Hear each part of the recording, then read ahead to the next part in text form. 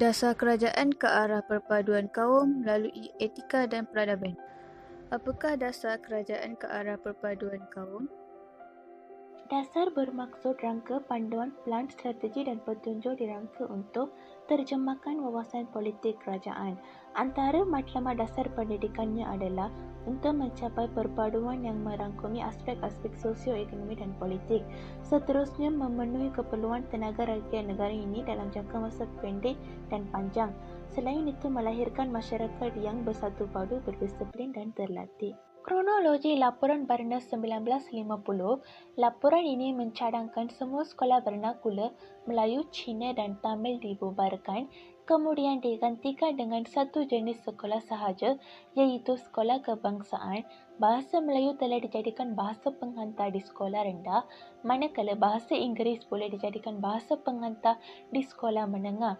Namun, laporan Barnas ini ditentang oleh masyarakat Cina kerana menganggap bahasa ibunda mereka, iaitu bahasa Cina, akan tergugat. Masyarakat Cina telah menentang laporan Barnas 1950 kerana ia dikatakan menggugat bahasa ibunda mereka. Setelah kejadian tersebut, masyarakat Cina mencadangkan laporan Fan Wu yang diketuai oleh Dr. Fan dan Dr. Wu Tehyo supaya sekolah Cina dikekalkan walaupun mereka bersetuju dengan sistem pendidikan kebangsaan. Perdana Menteri pertama Malaysia iaitu Tun Abdul Razak juga telah mengeluarkan satu laporan Parti Perikatan yang dikenali sebagai Penyata Razak 1956 dengan mengemukakan sistem persekolahan yang sama dan penyeragaman kurikulum yang bercorak kebangsaan. Penyata tersebut bertujuan untuk menyuburkan semangat perpaduan kaum. Setelah keluarnya Penyata Razak 1956, keluar pula laporan Abdul Rahman Talib yang menekankan penggunaan bahasa Melayu sebagai bahasa kebangsaan dan menjadi Akta Pelajaran 1961. Jawatan Kuasa Kabinet telah mengkaji keberkesanan sistem pendidikan serta meningkatkan kualiti pelaksanaan kurikulum baru sekolah rendah KBSR dan kurikulum bersepadu sekolah menengah KBSM. Jika kita lihat sistem pendidikan pada abad yang ke-21 ini, kerajaan telah melaksanakan falsafah pendidikan kebangsaan yang menjadi pelengkap kepada dasar pendidikan kebangsaan. Dasar ini penting dalam memupuk perpaduan kaum kerana dari bangku sekolah, kita dapat pelajari kepentingan perpaduan kaum dan integrasi nasional.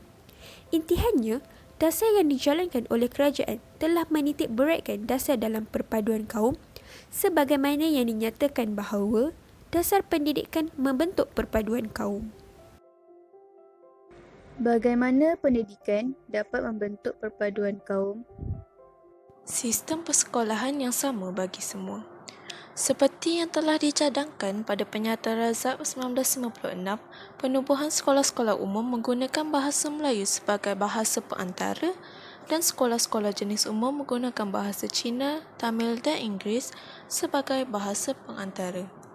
Lalu, telah dijelaskan bahawa bahasa Melayu penting untuk memupuk semangat perpaduan kaum dan kini, bahasa Melayu telah menjadi bahasa perantara di semua peringkat sekolah. Sukatan pelajaran yang seragam.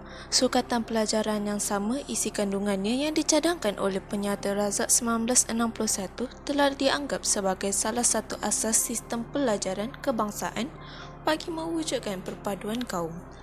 Mata pelajaran sejarah telah ditetapkan menjadi mata pelajaran wajib lulus selain mata pelajaran bahasa Melayu sejak tahun 2013. Perkara ini bukanlah bagi membebankan pelajar, tetapi ia sebagai satu cara agar generasi-generasi kini dan akan datang tidak melupakan sejarah-sejarah tanah Melayu. Jika kita lihat sekarang, dasar pendidikan yang dijalankan kerajaan telah menampakkan hasilnya. Oleh itu, ditekankan bahawa pendidikan menjadi alat membentuk perpaduan kaum. Intihannya, belajar dan kajilah sejarah untuk mendapat manfaat yang berguna bagi meningkatkan kualiti hidup dan perpaduan kaum. Sekian, terima kasih.